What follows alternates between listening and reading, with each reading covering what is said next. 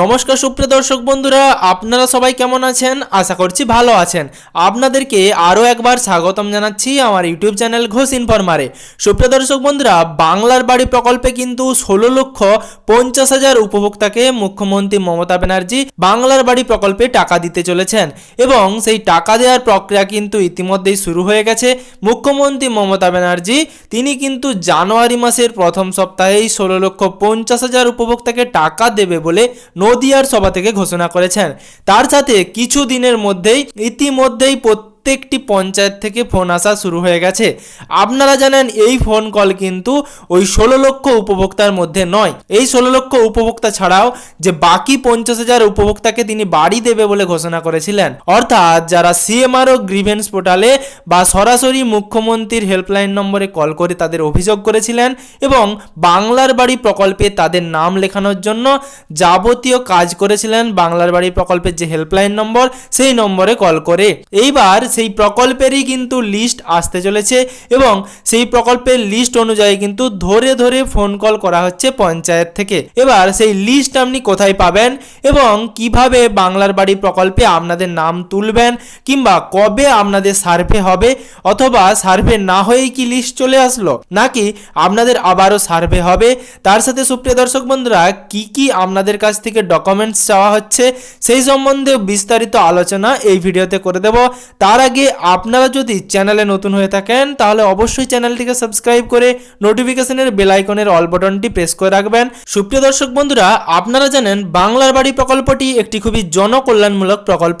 এই প্রকল্পের মাধ্যমে পশ্চিমবঙ্গে যে সমস্ত উপভোক্তার মাথায় একটি পাকার বাড়ির ছাদ নেই তাদের মাথায় একটি পাকার বাড়ির ছাদ তৈরি করে দেওয়ার জন্য মুখ্যমন্ত্রী মমতা ব্যানার্জি বাংলার বাড়ি প্রকল্পের মাধ্যমে প্রত্যেকটি গৃহহীন পরিবারকে বাংলার বাড়ি দিয়ে থাকেন এবং এই প্রকল্পের আওতায় কিন্তু ইতিমধ্যেই 12 লক্ষ উপভোক্তা বাড়ি পেয়ে গেছেন এবং নতুন করে 16 লক্ষ উপভোক্তার কথা মুখ্যমন্ত্রী মমতা ব্যানার্জি ঘোষণা করেছিলেন। তার সাথে 16,36,522 জন এরকমই কিন্তু আবারও ঘোষণা করেন মুখ্যমন্ত্রী মমতা ব্যানার্জি তার একটি সভা থেকে।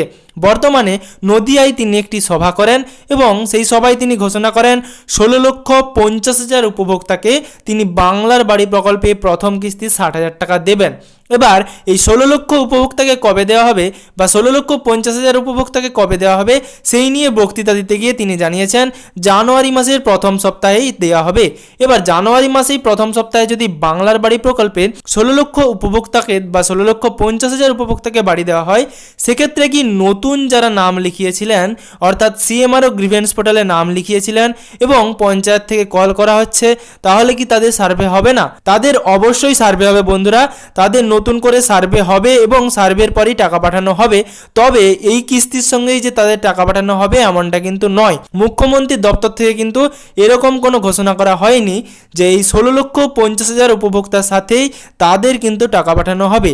মুখ্যমন্ত্রী কিন্তু এরকমটাও জানাতে পারেন যে তাদের টাকাও স্যাংশন করে দেওয়া হয়েছে, কিন্তু তাদের টাকাটা পরে ঢুকতে পারে সার্ভে হওয়ার পর। তাহলে বর্তমানে কেন পঞ্চায়েত অফিস থেকে বা বিডিও অফিস থেকে কল করা হচ্ছে সেই সম্বন্ধেও আপনাদেরকে তথ্য দিয়ে দেব। তার আগে আপনারা যদি চ্যানেলে নতুন হয়ে থাকেন তাহলে আরও একবার অনুরোধ করব চ্যানেলের সাথে যুক্ত থাকার জন্য। অবশ্যই চ্যানেলটিকে সাবস্ক্রাইব করে নোটিফিকেশনের বেল আইকনের অল বাটনটি প্রেস করে রাখবেন। এবার সুপ্রিয় দর্শক বন্ধুরা, বাংলার বাড়ি প্রকল্পে আপনারা যারা অভিযোগ করেন তাদের কিন্তু অভিযোগ করার সময় তাদের যাবতীয় ডিটেলস দিতে হয়েছিল। তারপরেও তাহলে কেন বাংলার বাড়ি প্রকল্পে আবারও পঞ্চায়েত অফিস থেকে কল করা হচ্ছে যারা সিএমআরও গ্রিভেন্স পোর্টালে নাম লিখিয়েছিলেন? প্রথমত এই লিস্টটি কিন্তু সরকারের তরফ থেকে, অর্থাৎ যারা সিএমআরও গ্রিভেন্স পোর্টালে নাম লিখিয়েছিলেন সরাসরি মুখ্যমন্ত্রীর হেল্পলাইন নম্বরে কল করে সেখান থেকে কিন্তু ডিস্ট্রিক্টে পাঠানো হয়েছিল, অর্থাৎ প্রত্যেকটি লিস্ট ভাগ করে জেলায় জেলায় পাঠানো হয়েছিল। তারপর জেলা থেকে ভাগ করে লিস্টগুলো কিন্তু আবার অনলাইন মাধ্যমে বিডিও অফিসে পাঠানো হয়। আবার সেই ফর্মই কিন্তু বা সেই লিস্টটি কিন্তু বিডিও অফিস থেকে প্রত্যেকটি পঞ্চায়েত অফিসে ট্রান্সফার করা হয়। তার কারণ সেখানে কিন্তু প্রত্যেকটি যারা অভিযোগকারী রয়েছেন তাদের গ্রামের নাম এবং তাদের যে এলজিডি কোড রয়েছে এবং তার সাথে আরও কিছু তথ্য কিন্তু পাঠানোর কথা বলা হয়েছে পঞ্চায়েত দপ্তরকে। অর্থাৎ সরাসরি মুখ্যমন্ত্রীর দপ্তর থেকে প্রত্যেকটি পঞ্চায়েত অফিসকে বলা হয়েছে যেই লিস্ট পাঠানো হয়েছে সেই লিস্টে কিন্তু তাদের নামের পাশে ভিলেজ এলজিডি কোড এবং আরও কিছু তথ্যের অপশান রয়েছে, সেই অপশানগুলো ফিল আপ করে সরাসরি 2026 সালের জানুয়ারি মাসের 9 তারিখের মধ্যে অর্থাৎ 9/1/2026 মধ্যে সেই লিস্টে যাবতীয় ডিটেলস ফিল আপ করে সেই লিস্টে কিন্তু পুনরায় আবার সিএমআরও পোর্টালে পাঠাতে হবে বা সরকারের দপ্তরে পাঠাতে হবে। তারপরে কিন্তু আবারও পুনরায় সার্ভে হবে। অর্থাৎ এমনটা নয় যে পঞ্চায়েত অফিস থেকে কল আসলেই আপনাদের আর সার্ভে হবে না, পুনরায় আপনাদের সার্ভে হবে এবং সার্ভের পর 6 দফায় চূড়ান্ত যাচাই প্রক্রিয়া করার পর পুনরায় একটি লিস্ট প্রকাশ হবে এবং তারপরই আপনারা আবার বাংলার বাড়ি প্রকল্পের টাকা পাবেন যারা সিএমআরও গ্রিভেন্স পোর্টালে নাম লিখিয়েছিলেন। অর্থাৎ অনেকেই আমার ভিডিওর কমেন্ট বক্সে কমেন্ট করে জানাচ্ছিলেন সরাসরি মুখ্যমন্ত্রীর হেল্পলাইন নম্বরে কল করার পর কোনো রকম সুরাহা হয়নি। সুপ্রিয় দর্শক বন্ধুরা, এরকমটা কিন্তু নয় সব প্রকল্পের জন্য বা সব অভিযোগের জন্যই কিন্তু সুরাহা হয়ে যাবে। তবে বর্তমানে মুখ্যমন্ত্রীর হেল্পলাইন নম্বরে কল করে যারা যারা বাংলার বাড়ি প্রকল্পের জন্য আবেদন করেছিলেন বা অভিযোগ করেছিলেন তাদের কিন্তু বর্তমানে সুরাহা হতে পারে এবং তাদেরকে পঞ্চায়েত অফিস থেকে কল করা হচ্ছে। তার কারণে সিএমআরও পোর্টাল থেকে সরাসরি সেই লিস্ট পাঠানো হয়েছে এবং সেই লিস্টে তাদের গ্রামের নাম, তাদের এলজিডি কোড এবং তাদের পঞ্চায়েতের নাম পুনরায় এন্ট্রি করে আবার সরকারের দপ্তরে পাঠাতে হবে। তারপর সেই লিস্ট আবার পুনরায় আসবে এবং আধিকারিকরা এসে আপনার বাড়িতে সার্ভে করবে। সার্ভের পর চূড়ান্ত লিস্ট প্রকাশ হবে, তারপরেই কিন্তু আপনারা বাড়ি পাবেন।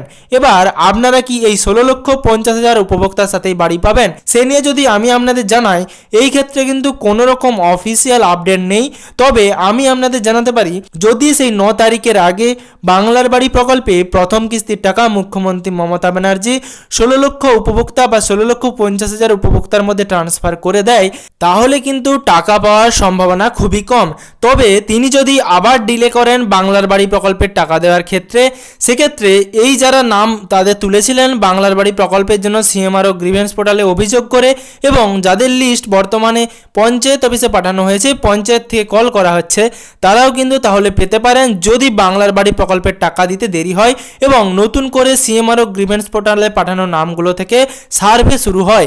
এবার যে সমস্ত উপভোক্তারা আমার চ্যানেলের ভিডিওতে কমেন্ট করছিলেন যে দাদা এই লিস্টটি আমরা কোথায় পাবো, সুপ্রিয় দর্শক বন্ধুরা তাদের উদ্দেশ্যে আমি জানাবো আপনারা এই লিস্ট পাবেন না, কারণ এই লিস্ট সরাসরি প্রত্যেকটি বিডিও অফিসে ডিস্ট্রিক্ট থেকে এবং ডিস্ট্রিক্ট থেকে সরাসরি মুখ্যমন্ত্রীর দপ্তর থেকে পাঠানো হয়েছে এবং বিডিও অফিস থেকে আবার সেই লিস্ট পঞ্চায়েত অফিসে পাঠানো হয়েছে স্ক্রুটিনি করার জন্য বা সেখানে যে সমস্ত উপভোক্তা বা আবেদনকারীরা অভিযোগ করেছিলেন তাদের গ্রামের নাম, পঞ্চায়েতের নাম, এলজিডি কোড এবং বাকি আরও কিছু তথ্য দেওয়ার জন্য। তবে সেই তথ্য দেওয়ার পরই আবার সেই লিস্ট পুনরায় ফেরত চলে যাবে বা ফেরত পাঠাতে হবে মুখ্যমন্ত্রীর দপ্তরে। তারপর আবার সেখান থেকে নোটিশ পাঠানো হবে সার্ভের জন্য।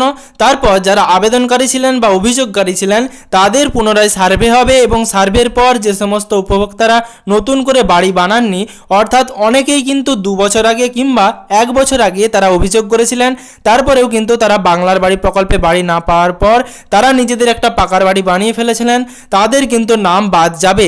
তার সাথে অনেকেই তাদের স্থান স্থানান্তর করেছেন, তারা অন্য জায়গায় গিয়ে বসবাস করছেন আবেদন করার পর, সেক্ষেত্রে তাদেরও নাম বাদ যাবে। তারপর সার্ভে হবে, সার্ভের পর কিছু ছাঁটাই হবে, কিছু নাম সেই লিস্ট থেকে বাদ যাবে, তারপরে চূড়ান্ত লিস্ট বা চূড়ান্ত ফাইনাল লিস্ট প্রকাশ হবে। তারপরে কিন্তু আপনারা বাংলার বাড়ি প্রকল্পের টাকা পাবেন যে সমস্ত উপভোক্তারা অভিযোগ করেছিলেন। তার সাথে সুপ্রিয় দর্শক বন্ধুরা যারা এখনো পর্যন্ত বাংলার বাড়ি প্রকল্পে বাড়ি পাননি কিন্তু তাদের নাম তুলতে চান, সেক্ষেত্রে কিভাবে তারা নাম তুলবেন সেই সম্বন্ধেও আমি এর আগের ভিডিওতে জানিয়েছি, আরও একবার আপনাদের সুবিধার্থে জানিয়ে দিচ্ছি। আপনারা অবশ্যই সরাসরি মুখ্যমন্ত্রীর যে হেল্পলাইন নম্বর রয়েছে সেই হেল্পলাইন নম্বরে কল করে আপনাদের আধার কার্ডটি সঙ্গে রাখবেন। আপনাদের আধার কার্ড নাম্বার জানতে চাইবে আধিকারিকরা, আপনারা আপনাদের আধার কার্ড নাম্বারটি বলবেন। তারপর আপনাদের যা যা ডিটেলস রয়েছে, এই ধরুন আপনার গ্রাম, আপনার পঞ্চায়েত এবং আপনার ডিস্ট্রিক্ট কি, আপনি কোন বিডিও অফিসের আন্ডারে পড়ছেন বা কোন ব্লকের আন্ডারে পড়ছেন, এই সমস্ত ডিটেলস দেবেন। তারপর আপনার অভিযোগটা কি, অর্থাৎ আপনি বাংলার বাড়ি প্রকল্পে কেন বাড়ি পাননি বা আপনার কেন নাম তোলা হয়নি সেই সম্বন্ধেও কিন্তু জিজ্ঞেস করা হতে পারে। আপনি সমস্ত ডিটেলস ওনাদের কাছে তুলে ধরবেন এবং ওনারা আপনাদের নাম নথিভুক্ত করাবে এবং আপনাদের যা অভিযোগ রয়েছে সেটাও কিন্তু নথিভুক্ত করাবে। তাহলেই কিন্তু আপনারা বাংলার বাড়ি প্রকল্পে আপনাদের নাম তুলতে পারেন। সুপ্রিয় দর্শক বন্ধুরা, আমার কাছে যে পরিমাণ তথ্য ছিল আমি সেই অনুযায়ী আপনাদেরকে জানিয়ে সাহায্য করার চেষ্টা করলাম। তার সাথে আপনাদের কাছে যদি নতুন কোনো তথ্য থাকে সেটাও আপনারা ভিডিওর কমেন্ট বক্সে জানাতে পারেন। তার সাথে এই ভিডিওটি সকলের সুবিধার্থে শেয়ার করবেন এবং চ্যানেলে নতুন হয়ে থাকলে চ্যানেলের সাথে যুক্ত থাকার জন্য এবং পশ্চিমবঙ্গের যাবতীয় আপডেট পাওয়ার জন্য চ্যানেলটিকে সাবস্ক্রাইব করে নোটিফিকেশনের বেল আইকনের অল বাটনটি প্রেস করে রাখবেন, যাতে পশ্চিমবঙ্গের যাবতীয় আপডেট সবার আগে সবার প্রথমে আপনার মোবাইলের নিউজ ফিডে পেয়ে যান।